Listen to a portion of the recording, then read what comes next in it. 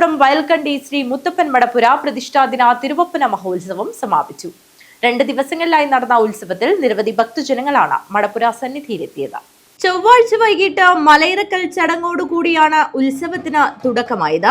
തുടർന്ന് 5 മണിയോടുകൂടി വെള്ളാട്ടം പുറപ്പാട്, രാത്രി 11 മണിക്ക് കളിക്കപ്പാട്ട്, 12 മണിയോടുകൂടി കലശം എഴുന്നള്ളത്തും നടന്നു.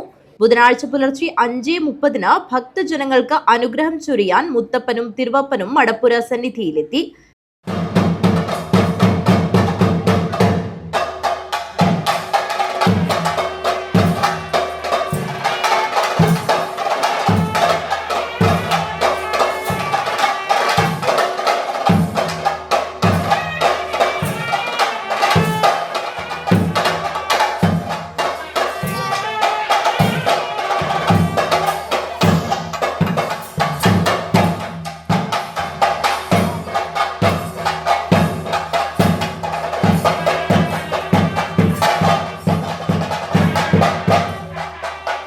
തുടർന്ന് തുലാഭാരം നടന്നു.